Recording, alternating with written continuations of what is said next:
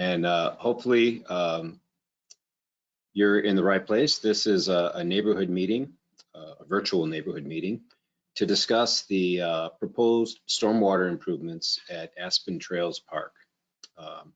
So hopefully everybody is in the right spot. What we'd like to accomplish this evening is to introduce the crew that we have working on this project, explain a little bit of the background, including the why or the need for the project, talk a little bit about the history behind it, some of the goals, some of the conditions and the key issues that we had to deal with and that were part of the design process. We'll also briefly discuss some of the proposed park district improvements, as well as the proposed drainage improvements, the project timeline, and things like estimated costs. And we'll also have some time at the end for some questions and hopefully some answers as well.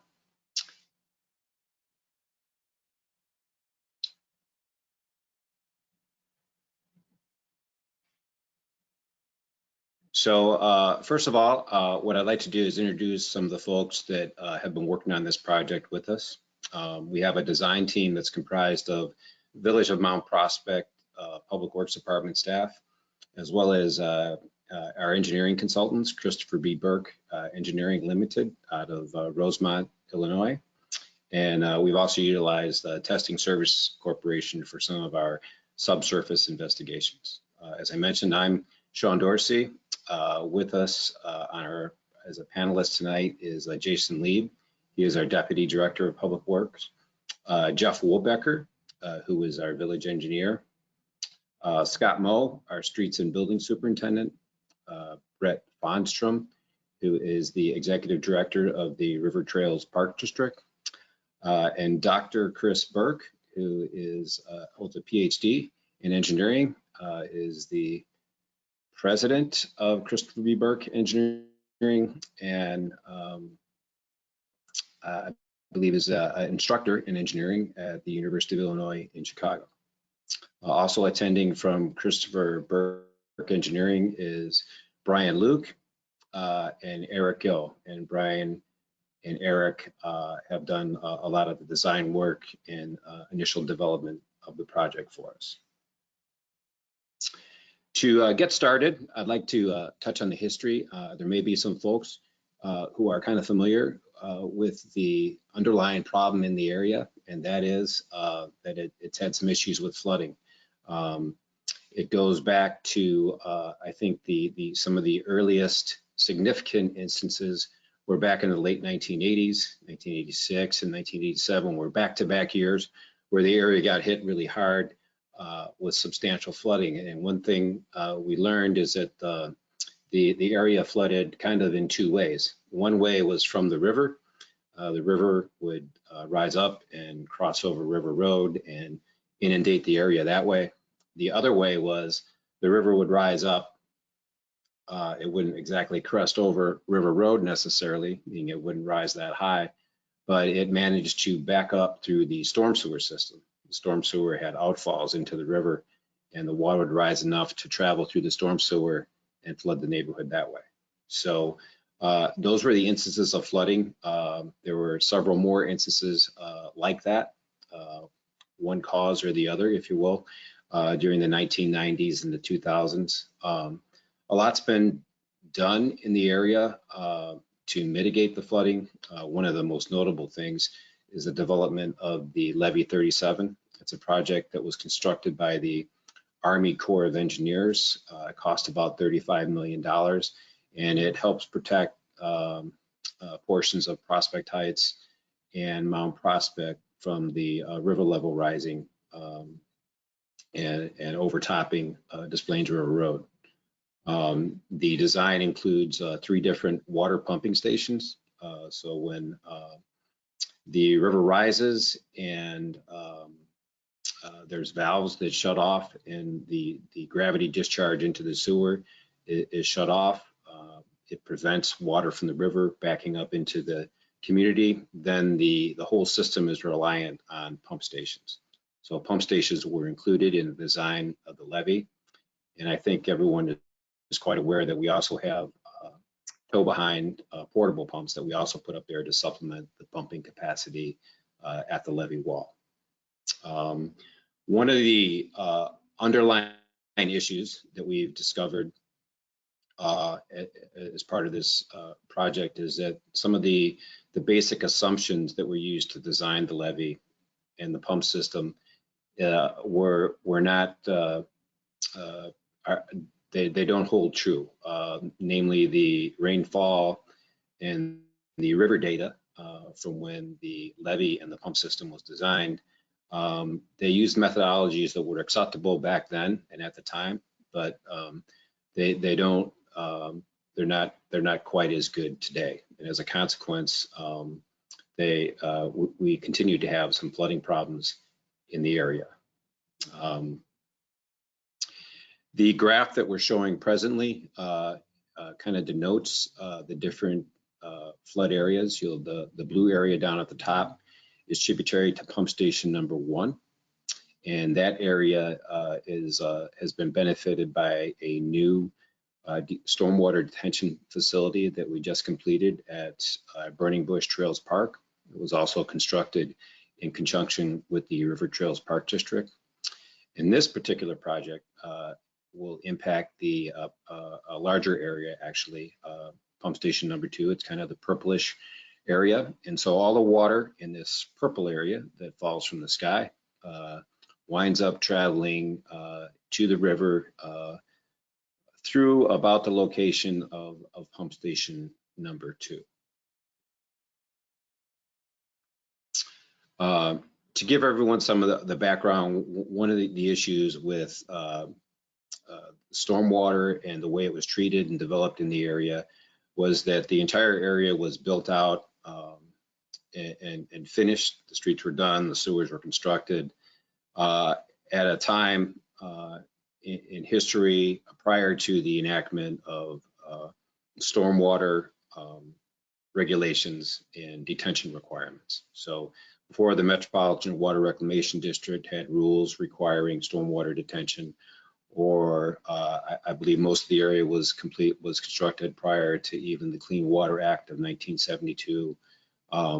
So there weren't the requirements to deal with stormwater that we have today, that a new subdivision today would include in the construction. So as a consequence, in 2013, we had a pretty significant event that resulted in widespread flooding throughout the area. These are some maps and some photos. The map on the left is a document that was prepared by Christopher Burke staff. And you'll denote that there is flooding or inundation. This is basically a map that denoted the water levels and inundation that occurred after an April 2013 storm. It was really the first event after basically the completion of Levee 37. Prior to that, there was inundation and rainfalls and flooding in the area, but this was the first event that we really had where the levee was in place, the pumps were in place. We had filled the gap, or the hole, if you will. For a while, there was like a 600-foot gap in the levee wall, pending completion of improvements up north in Heritage Park and Wheeling. So that work was completed. This was our first real experience with an actual high river level, and that the levee was complete and operational. And so we were surprised with the consequence and the outcome. So examining that event, we had a little over 5.5 inches of rain fell on the study area. We know that was in a 24-hour period. We understand that actually that a good chunk of it fell within a 3 or 4 hour period early in the morning. So it was a very intense rainfall that coincided with the river level rising rapidly at the same time. So the takeaway was that we learned that the gravity sewers, so the storm sewers that serve the area, When the river level rises up, they no longer have a full outcharge into the river, so they can't release their water, and it backs up in the pipe system. It can back up in the pipes, only so much, and then it surcharges onto the street, and low-lying areas on the surface become flooded. The pump stations that were included in the levee and even additional pumps that we had were not able to keep up with the volume of the incoming water. And flooding still occurred even with additional pumps. And one of the big things was that many homes that had below grade garages or below grade entrances took on water and got flooded quite extensively. And so there's some photos here on the right that kind of give you an understanding of the extent of the flooding and how structures became flooded. What we've done is in 2015, the Mount Prospect Village Board hired Christopher Burke Engineering to do a feasibility study, to take a look at the problem and try to figure out what solutions we could design and implement. The study is pretty elaborate, and it included a number of options. The solutions that we're presently pursuing are the best of. The village board and our staff selected these options as the feasible solutions for the problem in the area, but we examined a number of issues. The study is available if you'd like to read it. You have trouble sleeping, maybe, on the village website. The solutions that we're pursuing, the study identified that we need to do upgrades to the pump stations, meaning the pump stations need to be able to pump more water. There's a need for additional storage because just putting in bigger pumps and discharging into the river cannot provide an adequate level of protection. And most notably, we had to get some significant increases in the capacity at pump station number 2. So along those lines, this meeting this evening is to talk about stormwater improvements, specifically detention improvements that we plan or hope to install at Aspen Trails Park.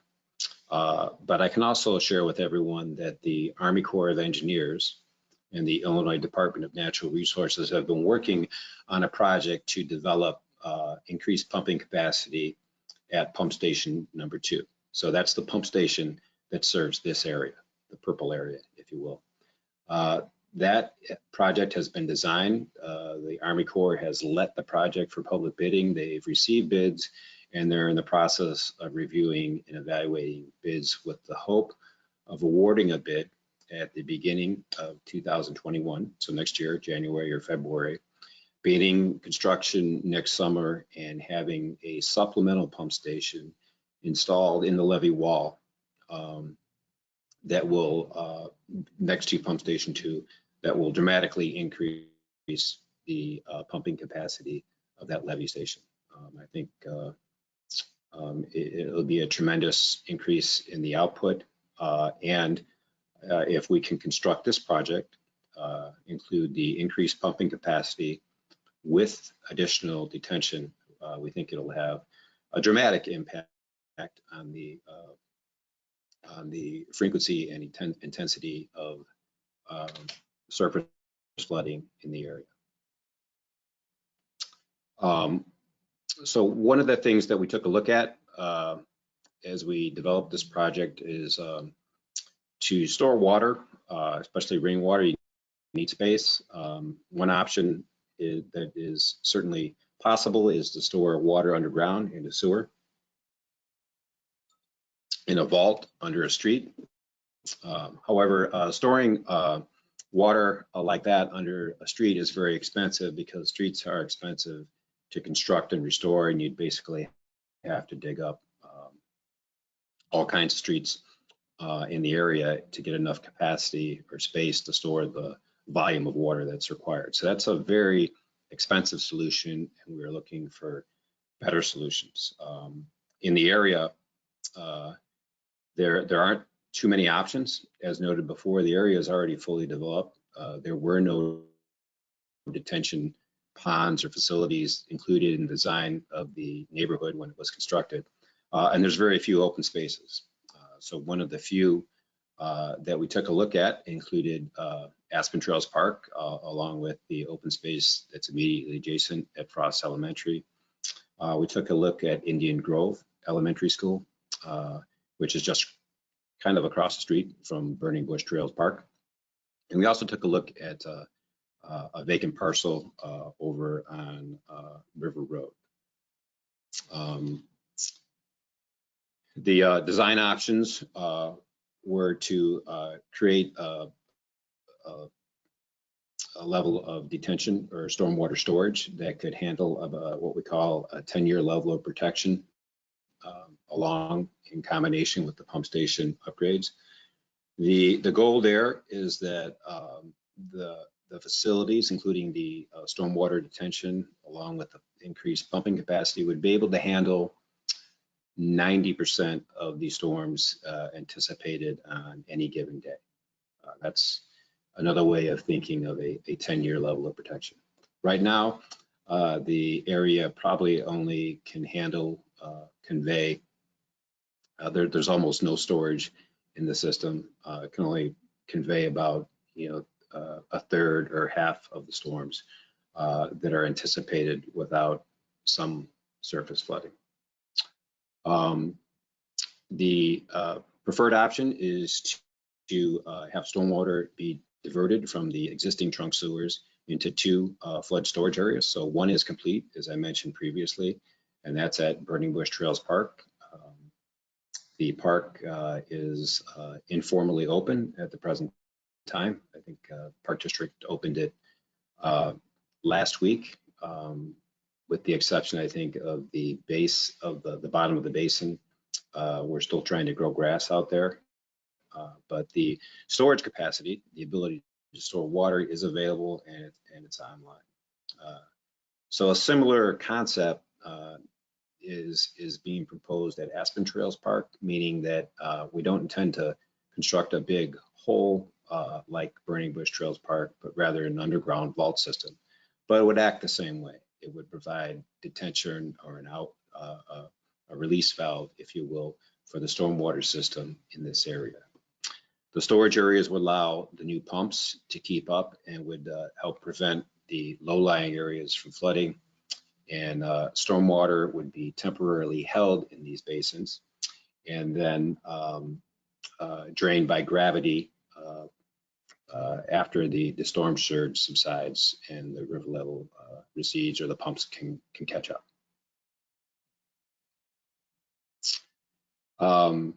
At Burning Bush Trails Park, the village worked with the River Trails Park District to develop basically a new park. The park was modified. It has a little over 13.4 acre feet of storage.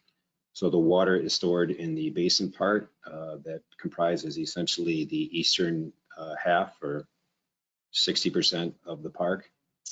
And a weir and relief sewer allows the stormwater to flow from Tano into the storage, and then it more or less drains out the same way through a system of under drains out to Des Plaines River.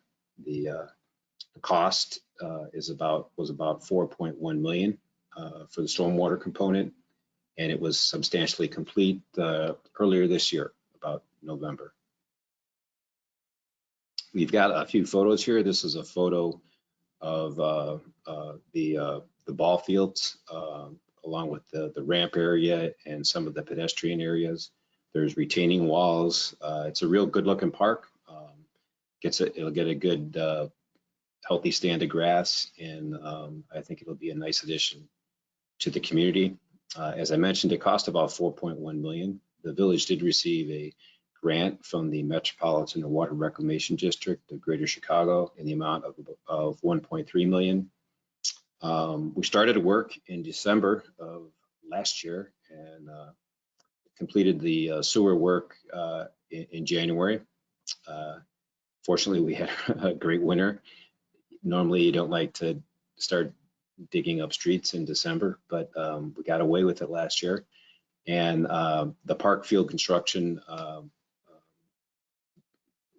was completed earlier this year, and I think the grass is going to be sufficiently filled in, and the entire park will be open for public use in next summer.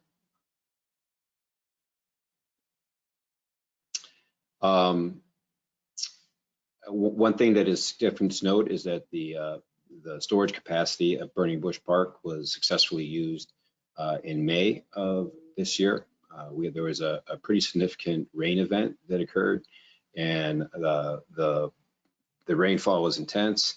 The storm sewers were surcharged, and they began to fill very quickly. The storm sewer at Tano was in place. It worked. The water did outflow and did go into the basin and relieved street and structure flooding in the neighborhood. It's something that, but for the presence of this detention facility, May of 2020 would have been another rain event that caused street and structure and property flooding in the area. But it was avoided. The design definitely worked, and it was very gratifying to see. There were the project went well. There were no neighborhood complaints regarding construction, noise, trucks, or any of those things during the construction period. There was close proximity to adjacent single-family homes. There's homes that abut the park essentially on all sides, and I'm sure everyone in the immediate area knew we were there, but it worked out well, and we didn't have any complaints or any significant issues. And as noted previously, the park is presently not fully open, but the public can access it, use the jogging paths and the playground facility. And we'd encourage people to take a look at it. We think it's a nice addition to the neighborhood, and as an example of something that can be accomplished. It did save some money. It was a definitely cheaper option than constructing all of that storage capacity under a village street, and it allowed us an opportunity to work with the park district and really make an improvement to a neighborhood amenity that everyone could enjoy. So our goal with this project is to provide some stormwater relief for Pump Station 2 area by constructing a stormwater management facility at Aspen Trails Park. The village has an intergovernmental agreement with the Park District to develop these projects. We understand that Aspen Trails Park is not situated the same way as Burning Bush Trails Park, and for that reason, we've come up with a different concept and a different solution to the problem to be employed at Aspen Trails Park. Our planned improvements include construction of up to 17 acre feet of underground stormwater storage. So instead of a big hole in the ground, as I mentioned, it will be an underground vault system. So when we walk away from the project, to a very large extent, the fields will look much the same as they do today. The stormwater storage component will be underground and not visible to the naked eye. In addition, the Park District is, we're teaming up with the Park District on this park as well, and they have plans to improve the playground and recreational amenities at the park at the same time, or after we complete the stormwater improvements. We think that this project is worthwhile. It obviously will get us a lot of stormwater storage capacity that, in combination with the pump station improvements, we think are really going to improve things for the neighborhood. But probably just as notably, and people will appreciate the new park. It will be redesigned and brought up to date, and it'll be a fresh look for the neighborhood. So we think it'll be a good add. And with that, what I'd like to do is turn things over to Dr. Burke, who is joining us this evening, and he's going to talk a little bit about the specific design and the project that we have proposed for Aspen Trails Park. Got to make sure that's Okay, thank you, Sean. And so let's make sure that recognize the staff that you mentioned earlier that are in this room, trying to make sure that I don't touch anything and answer the questions correctly. I'm joined today by Eric Gill, who's been involved with this project from the beginning. He's done all the computer modeling, all the detailed studies. Also with me is Brian Luke, where they're masked, socially distanced, but Brian's been involved with the design of the project. I'd like to thank the village board, and the great staff that work with Sean. Sean's been a great pleasure to work with for my staff. We not only like writing reports, we really like the opportunity to see projects come online that solve the flooding problems that plague the flatland that we inhabit in northeastern Illinois. Jeff and Jason and Scott have been incredible to work with. So thank you guys very much. It's been a very challenging project, and we're very happy that we're being able to move these projects forward and to provide some background to you today. With that, this is the existing condition.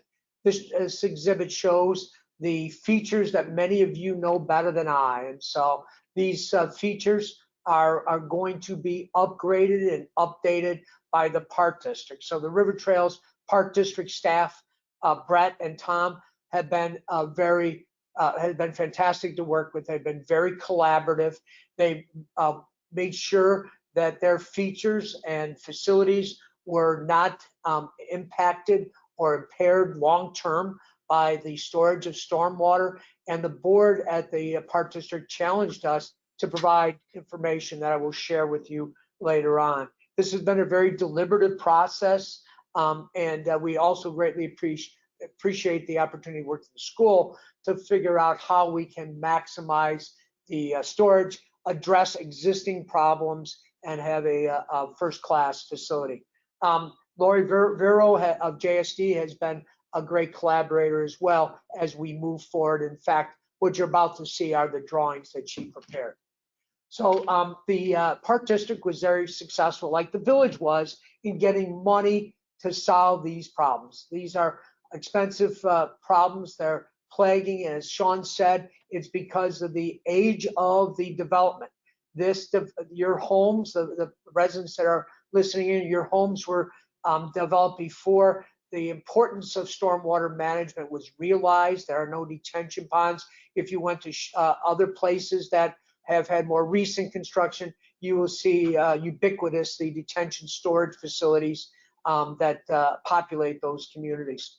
This is the proposal that the Park District has developed to not only provide a baseball, tennis court, basketball, and a play area, but to integrate it, as I'll show in a second, with the stormwater management proposal.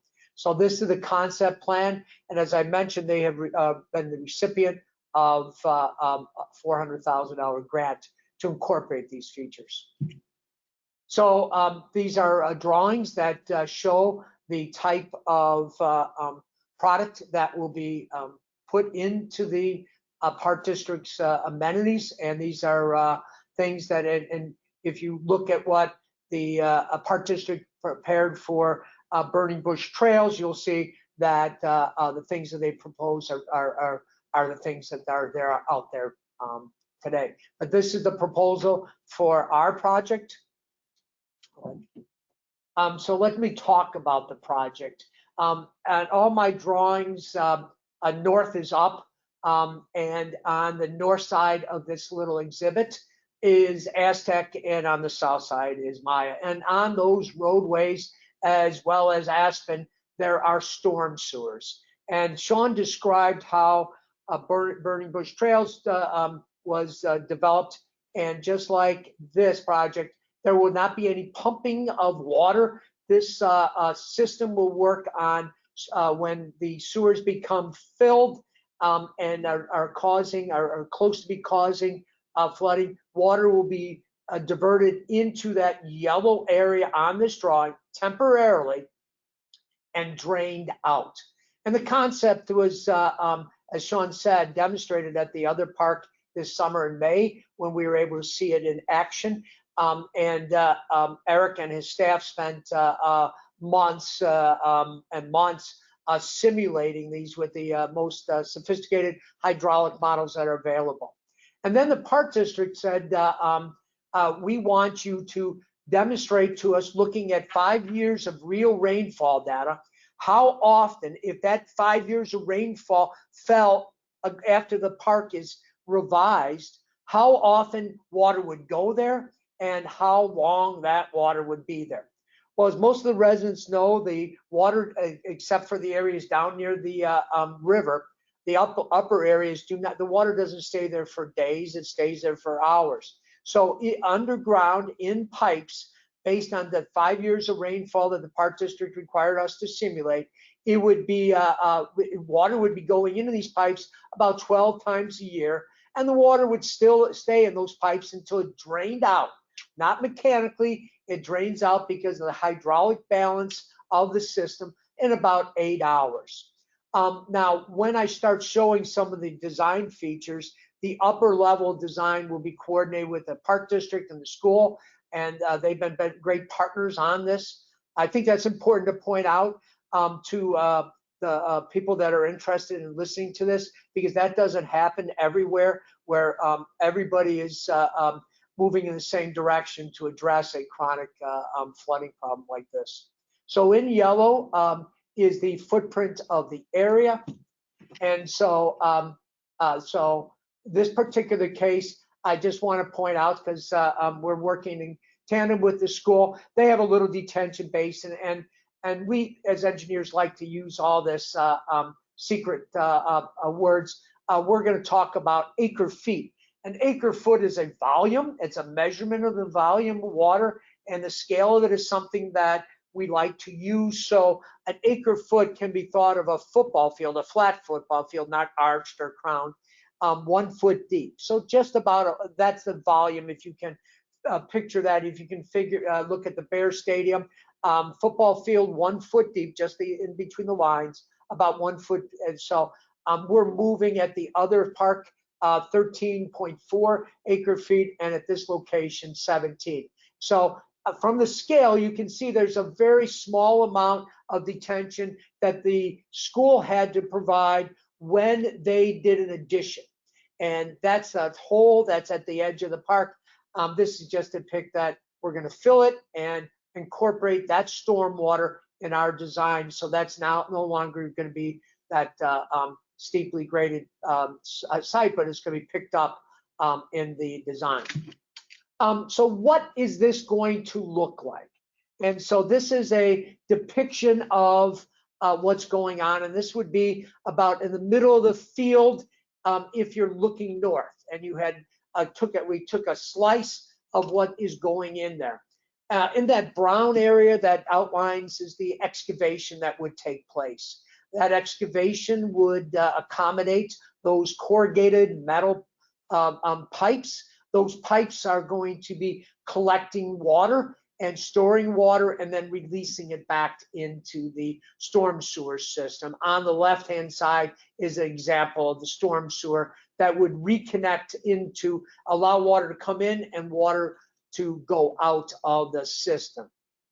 On the right-hand side, which depicts the east side of the park, there is a clay liner. That clay liner is going to be incorporated to eliminate any water that's getting in and around these pipes from moving towards the houses. So this clay liner extends not only along, it's a 1 foot clay liner that extends up and down into the excavation and then along the bottom to make sure that water does not migrate towards the houses. So on the right-hand side of the drawing are the residents. Above this, and about 2 to 4 feet above the top of the stone, and that brown area is all the stone, we will have 2 to 4 feet of topsoil that will be above it. And on top of that will be where the park district provides their final grading and incorporation of those measures that I showed earlier. We also show how the above this area in some parts of the park would be the tennis and basketball courts. On the far right would be the new path that meanders along the eastern boundary. So this gives you a depiction of the relative scale of it, the fact that we have incorporated measures to eliminate the exfiltration of water, leaving it. So this system that we're showing here, and I'll show a depiction of it in a second, is will hold 5,500,000 gallons of water. So that is the equivalent of that volumetric parameter I use as far as acre feet. So this shows you the system. What you will see when they are constructing it is the layout of, and we're using a corrugated metal pipe called manufactured by a company, we'll talk about them at the end, Contact. And they've been around for a long time, and these are some typical installations. You will never see this except for one brief shining moment during the construction. This will be underground and will be covered up. Stone will be placed in between those.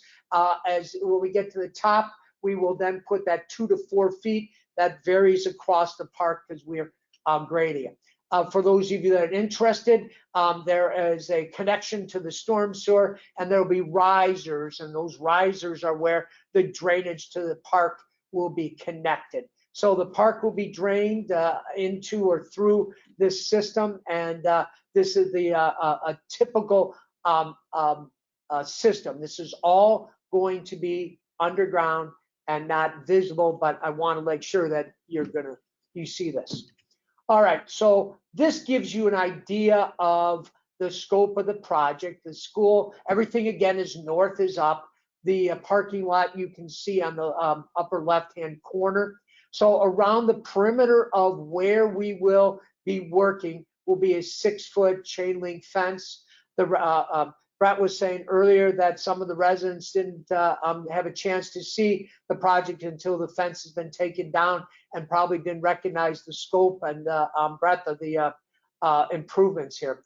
The extent of those pipes will be to that blue line. There are park amenities that I've superimposed. Those will be put in by the park district after the village is done with their work. The clay layer that I emphasized earlier, that will be along the eastern boundary where we have the pipes, will extend beyond the limits of the pipes, just to make sure there is no migration when these pipes are receiving water. I also want to point out that depending on the timing and the contractor's means and methods, there will be at the highest 15-foot tall stockpile. What that means is that the black dirt that exists in the pipe in the park right now, we want to save, to reuse, to save, to make sure that we're not paying someone to haul it off and have them haul it back in. So I just want to point out that there will be a 6-foot high chain link fence around that, as well as that black erosion control fence that you see everywhere. That will be surrounding the site as well. For right now, this is the existing. There's very poor, there's poor drainage of the field that is in some of your backyards, and this shows you where it is currently. All that water is trying to be dragged across the site and into an inlet that's there now. In the future, we will relocate that inlet and have the surface waters from the north side of the park move towards that inlets, as well as the south side going to the south. So this shows you, we also have tried to show in green where the, if you can see that little symbol of grass, that's where the features will be included, which with a grass component, absent the infield that the park district can address. So I want you to understand, I mean, I'm going to at least identify that Contact is been around for a while. This is a facility, a Pecky Webb Ford site in Downers Grove, where they've used comparably sized pipes. This shows you what it will look like before the final cap is on that of dirt, and that will be probably the first and last time you ever see these pipes. I've just put some background information because people were asking in the pre-questions about Contact. They were founded by Armco Steel since 1986. They're a standalone company. They have over 1,400 employees, 60 manufacturing facilities. They're involved with sanitary and stormwater treatment. You can read that. And they are projecting based on their experience, and is that the lifespan of an underground system, as like the one that we're showing, is 75 years. The village considered several options based on the application, the depth of cover, and the cost and availability. We have gone with the Contact product. So as far as the today obviously is starred, and the slide that you see here is a summary. We are going to take comments for till the 20th. Their intention at this time, as we move forward, if we move forward, assuming moving forward, the project will be advertised in the spring. Summer will be the beginning of the construction. That's strategic to minimize the impact to the school. Fall 2021 will be when the construction is completed. The Park District will then come in and start their related work. The order of magnitude of the activities are very are similar to what we did at the Burning Bush Trails, and the construction hours, because I know that is a frequently asked question. The village ordinance allows for construction from 7 to 7 Monday through Saturday. That would conclude. Okay, so one of the last slides is, where is the money coming from? And this was a question that and this is a good answer. The answer is that the village staff and elected officials have been very successful in getting outside funding for this very important project. $3.1 million has been allocated by the Water Reclamation District. The commissioners have agreed that this project meets their criteria, and they're funding almost half of the project. The village, again, has been very creative and innovative in reaching out to other sources, and through Rebuild Illinois and the motor fuel tax funding has gotten half of that.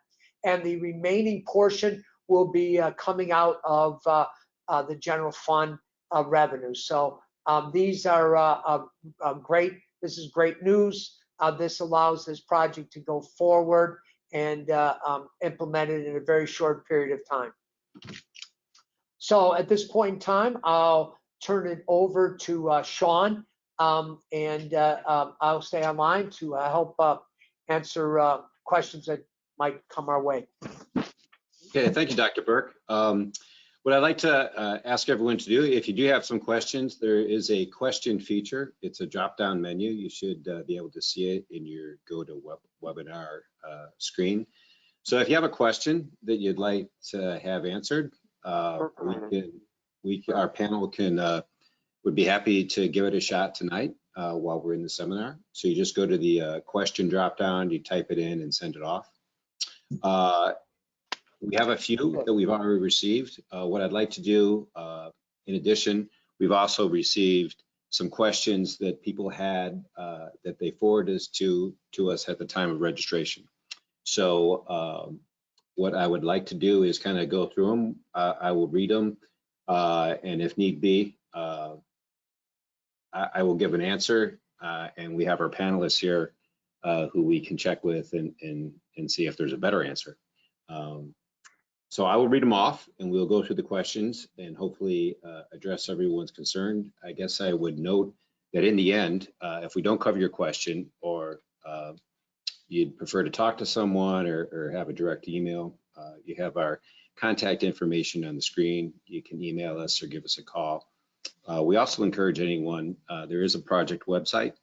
It's off the village website, www.montprospect.org.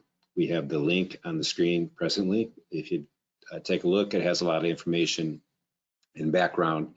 In addition, we will also be posting a video, a recording of this webinar on the site in the very near future, within the next few days. So you can share it with your friends, watch it during the holidays, that kind of stuff.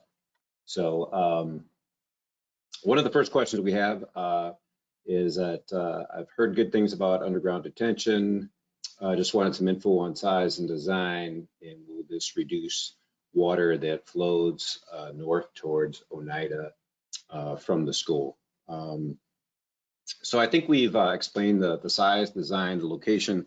Obviously, is south of the school. There will be little impact to the flows that drain to the north to Oneida.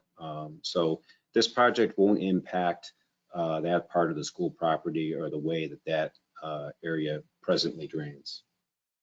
Someone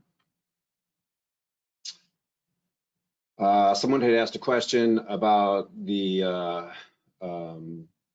impact on over on Mura. There will be no impact or construction activities on Mura.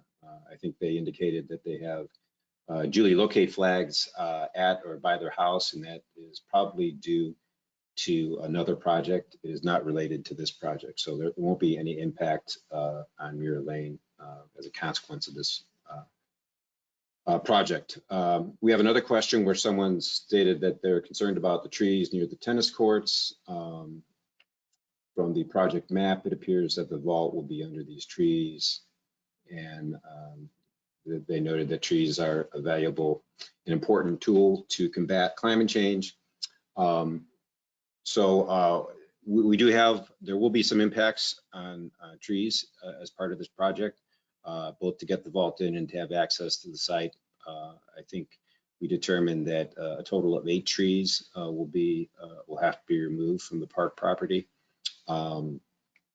Ultimately, those could be replaced. It's up to the park district to decide on what gets replaced and where. I would note that it is the village is well aware of the value of the urban forest and the impact that it has on the environment, and even things like stormwater control and other elements of the environment. So we completely get it. There will be mandatory tree protection required as part of this project, and the village is recipient, I think, for almost 40 years now, of the Tree City USA award from the Arbor Day Foundation, and even our consultant, Dr. Burke, is a renowned tree lover. He sits on the board of the Morton Arboretum. So we certainly appreciate the concern. Unfortunately, there will be some tree loss, but it's rather small, and we'll certainly do what we can to protect all the remaining trees. How many gallons are expected to be collected? Dr. Burke, I believe you mentioned a number during your presentation. I know it's 17 acre feet, but I need a little help with the gallon. Thank you, Sean. It's 5.5 million gallons of water. Okay, that is a lot of water. We covered the a little bit between Dr. Burke and myself why the basin was ruled out. Notably, one of the exercises that Burke Engineering did was analysis of actual rainfall events. And we found that due to the hydrology of the area, I can't remember which one it is, hydraulics. This area, if it were a basin, would be filled or have water in it, not necessarily filled, much more frequently than, for example, the Burning Bush project did. And as a consequence, the playing fields would not be as usable as often. So one of the goals that we actually had was to improve the playability of these fields for the park district, make them more available and able to recover more quickly after rain events. So that was one of the goals. Then in addition, we had some initial meetings, both with the River Trails Park District, the school, and a neighborhood meeting, and some public meetings at the village, in which one of the feedbacks was that there was resistance or concern, at least, about the elevation change, being such close proximity, primarily to the school, and the fact that small children would be around it, and that it would be, potentially could be dangerous. So for those reasons, we elected to pursue development of this type of a system. It gets all the storage underground, and we get to where we need to be with respect to stormwater storage volume. There was also a question about how much it cost. I think it's about $8 million, and Dr. Burke just outlined some of the sources of revenue that we hope to be utilizing as we develop this project. We also had a question about when the project is scheduled to start, when it's supposed to be completed, what streets will be torn up, and which neighborhood streets will be closed off or unable to be used. So that's a detail that generally gets more accurately defined, at least as far as the streets are concerned, a little bit further down in the design process. But I can tell you that we are scheduled to start the project. We're hoping to get this thing, the design finished and out to bid early next year, award a contract, and start construction in the summer, early summer, and get it constructed and finish the stormwater piece, get the pipes and vaults underground, get everything restored, the sewers in the streets by the end of the summer, and then turn things over to the park district to make improvements along the southern portion of the park where the recreational facilities currently are. As far as streets being impacted, obviously Aspen and Maya are two big ones. Our intention would be that those storm sewers that need to be installed to help convey this water would be installed during summer. We've met with representatives from District 21 as well, and Frost Elementary. We understand the parameters they have to work with respect to school children and school start and finish times and drop-offs and buses and all of that. So it's our intention to work with them and avoid conflicts. So to that end, we would expect that we'd get the storm sewers installed in the street disturbance work during the summertime, and hopefully have things at least with a temporary patch by the time school gets started. Our goal is to avoid conflicts with streets being closed when the school's in session.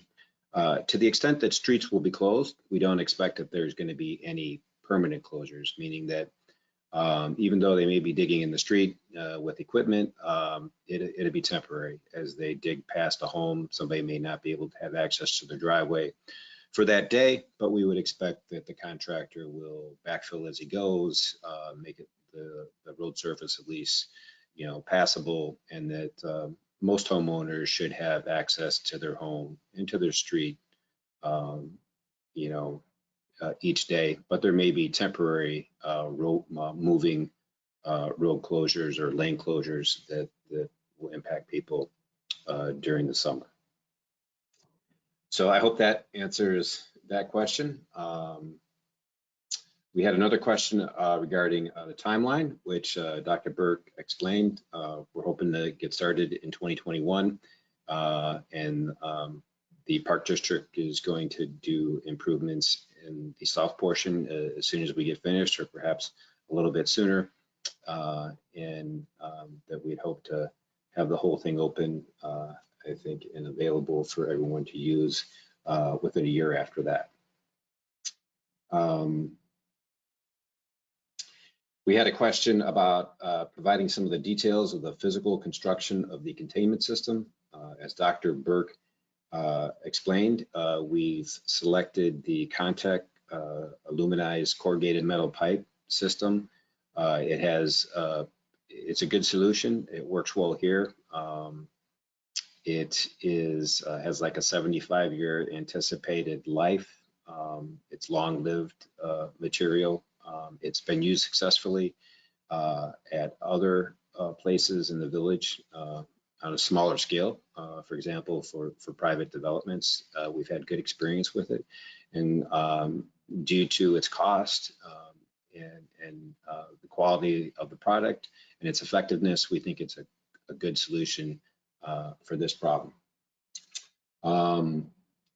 There's a question if there's any chance of above ground flooding here. Dr. Burke, I think I'd like to weigh in on this particular answer. Any chance of above ground flooding as a consequence of the work we're doing, or will there be an impact, do you think, on any above ground flooding that's occurring here?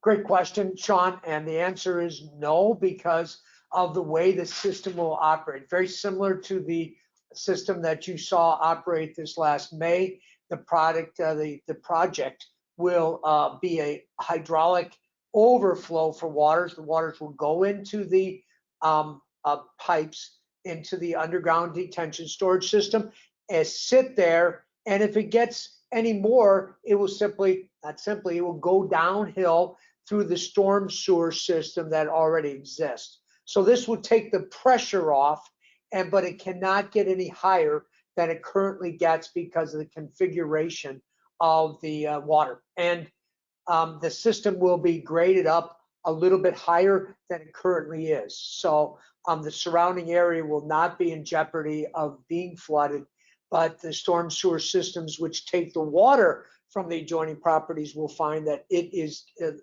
the system will take off the pressure from those pipes. Thank you, Dr. Burke. And we spent a lot of time, and the Park District challenged us throughout to come up with the modeling that would enable us to look at the complexities that I just described. One of the follow-up questions was, how is stored water later removed? Dr. Burke, you already explained this. Maybe you could just review it one more time. Sure. Fortunately for this project, we do not rely on pumping of water into or out of the system. It reacts just like I described as a system that takes off the peaks and relieves the system. It will drain out by gravity. So everything here that I've described will be operating by gravity. Thank you. Our next question actually uses one of my favorite words. The word is snafu, and it's spelled correctly, which is impressive. But it has a question that there in the past, there's been snafus such as the undersized pumps that we talked about earlier, and some of the different issues that have kind of plagued the development of Levy 37. So the question, I think in a nutshell, is who pays, how long, and are cost controls sufficient? So we explain the source of funds that we're hoping to utilize for the project. I think I would note that it's encouraging, for example, that the MWRD is interested in participating in this project to the extent that it is. It suggests that it's a type of project that they like to fund. It involves improving a neighborhood in multiple ways. It involves several jurisdictions, cooperation, and overall benefit, both recreational and stormwater management wise, that is pretty significant. So, you know, I just thought that is probably worth mentioning. The construction of the stormwater piece, I think, is going to be fairly quick, mostly in the summertime, and there should be little impact, hopefully, on the school year. And our cost control is sufficient. I hope so, because money is tight, and we have what we have, and we really don't have any more. So certainly that's a challenge for this project and every other. I would note that one great way of controlling costs on a capital project like this is having a good design and well-written specifications. And to that extent, the work that Dr. Burke and his staff have done is great. They've examined this thing on multiple sides, 6 ways to Sunday. So we're pretty confident with the design that's been put together or is being put together, as well as the specifications for the project. As a consequence, we think we're going to get good numbers and be able to control the project. We did have good cost control on the Burning Bush project, and we're actually able to come in a little under budget. The project was awarded at about 4.4 million, and I think our final pay request is going to be right around 4.1 million. So hopefully that continues here as well. There's a question about the floodplain, and does the project affect the floodplain in a way that will remove any or all of the properties in Pump Station 2 area?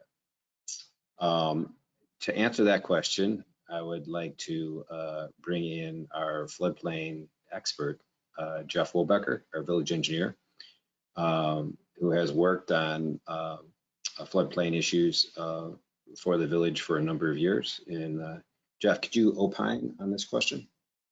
Sure, that is a good question. This project will not have any impact on the floodplain mapping.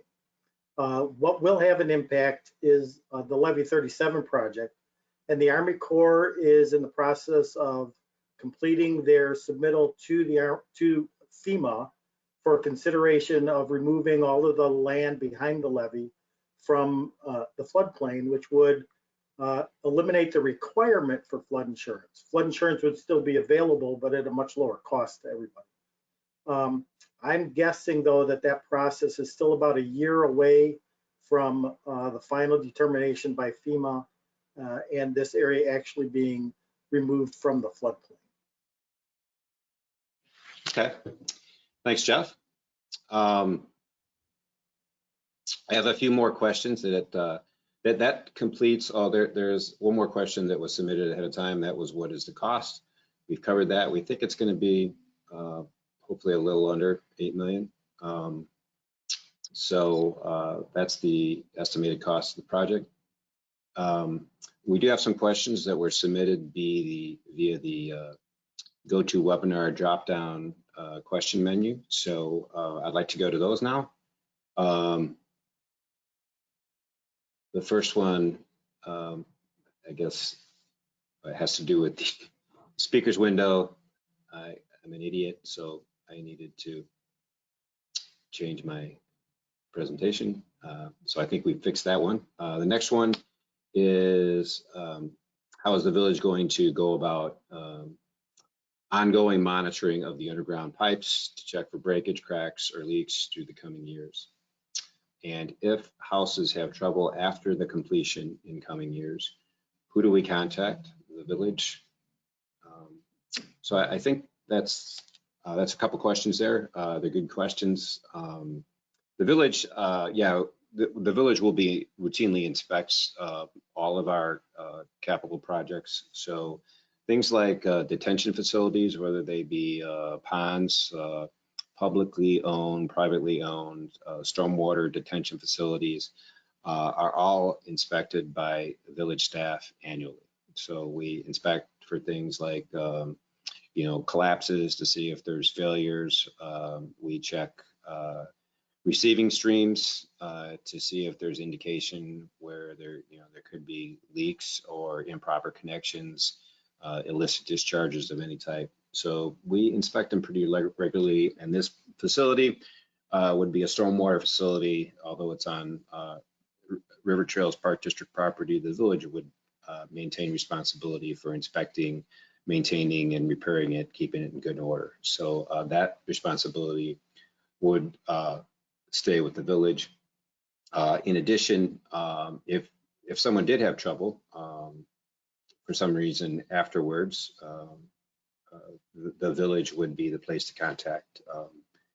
In particular, Public Works would be the one responsible for this particular project. So if it had to do with the stormwater management system at this location, Public Works would be the place to contact if you think there's an impact on your property or you just have questions.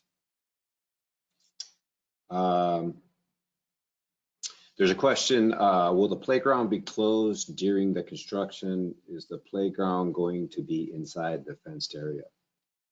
If I could, I'd like to bring in Brett Fonstrom. He's the executive director at River Trails Park District. I think Brett, if he's around, there he is. I'm here. I'm here. Could you take a shot? Right, my turn. Excellent. Good evening, everybody. Thanks for attending. Essentially the playground will be completely all the recreation amenities of the park will get renewed in this project. I don't, obviously in terms of the timing, the scheduling, that'll be tied to the construction as well as scheduling that with our architect and our part of the project. The playground more than likely will actually, because it will not be over the vault area, so we should be able to get the playground installed sooner than the rest of the project. Of course, it's all about timing too, so you have to make sure that works out well. But that's our plan. And then the sport court, or the tennis courts and the basketball court that are in the southeast corner of the park would essentially be done after the vault is put in place, since that goes on top of it. And we did that in order to maximize the total acre footage of water capacity. So essentially the playground should be able to be opened a little sooner potentially once we have that safe area. Okay, thanks, Brett. And I think that also answered the next question, and that was whether the playground will be inside the fenced area. And yeah, so the playground will be completely renewed. Yeah. The next question that we have is that are all grants guaranteed from outside sources at this time? I guess no guarantees. Nothing, I guess, is guaranteed. The next step that we anticipate, for example, with the Metropolitan Water Reclamation District is an intergovernmental agreement. So we received a letter of award indicating that we did in fact receive an award for this project, and the amount of the award, which as I mentioned was $3.1 million. The next step is to negotiate and develop an intergovernmental agreement between the Village of Mount Prospect and the Metropolitan Water Reclamation District. That intergovernmental agreement will have to be presented to and voted on by the Mount Prospect Village Board. And then once that agreement is signed, that is what I would call a guarantee, because the terms are identified, and we get reimbursed as we go. We submit, we pay the cost, and they're submitted and reimbursed by the MWRD. So that's the process we used at Burning Bush, actually, for a lesser amount. It worked well. And so that's how that aspect of the project will be financed. Hopefully utilizing MFT, Rebuild Illinois funds.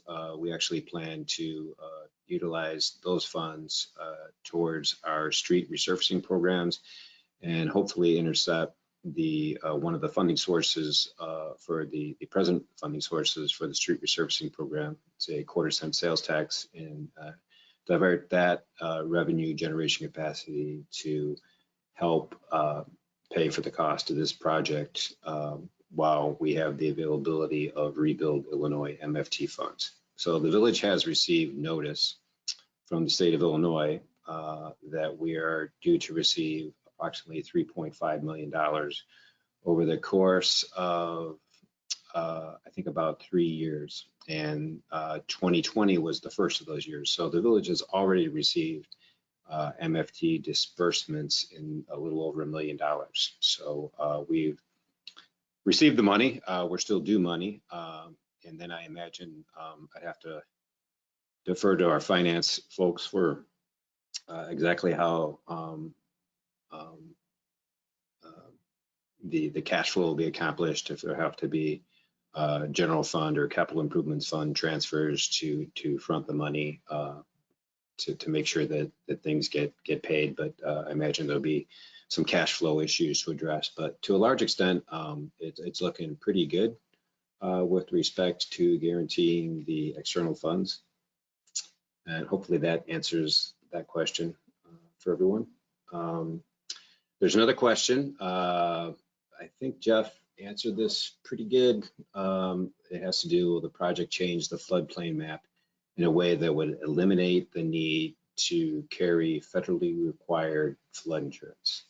Jeff, if I could ask you just one more time to explain that real quick. Sure. So when this project, again, will not impact the floodplain mapping or flood insurance requirements, but once Levy 37 documentation is accepted and approved by FEMA, the requirement to carry flood insurance will be optional for the homeowners. In many cases, it still may be a good idea. It'll be at a much cheaper cost, but it will be optional once that FEMA changes the map. And again, we expect that in at least a year from now. Okay, thanks, Jeff. Here's a question for Brett. Brett, if we could, if someone could wake Brett up.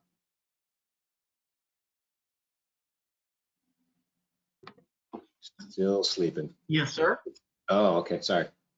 Hey, it says we have small kids and want to know about the design of the playground. Can we provide input on the types of equipment proposed? You know what? I think if Lori wants to pop on real quick, she might be able to help out with that also. Okay. And Lori is the designer, the engineer that's working on the park amenities for the River Trails Park District. Lori also did a great job in a similar role at Burning Bush Trails. So hi, Lori. Thanks, Sean. Hi, guys. So quick question. As you've heard this evening, the Park District is awarded a grant through IDNR, an OSLAD grant. And as part of the OSLAD grant, it's an $800,000 grant and it's a 50-50. So 50-50 match with the Park District. And as part of that process, we held 2 community meetings for Aspen Trails Park. So we met with residents, and Brett, you have to tell me the exact month that was, but we did have a very well-attended meeting. We went through concepts, and the residents that attended helped pick certain elements that they liked, didn't like, and then we took the residents' comments and we combined them into a final master plan, brought that master plan back to the residents for a second meeting, again, which was very well attended, and they all voted, and we're quite happy with the final product. And with that, we submitted for the grant and were awarded the dollars. So the elements at this point have been pretty much selected because it's what's in the grant submittal to IDNR. Thank you, Lori. And I think that might have been my bad. I'm not sure that I explained that very well, but the Park District was successful obtaining, as Brett and Lori have mentioned, an OSLAD grant. That's open space.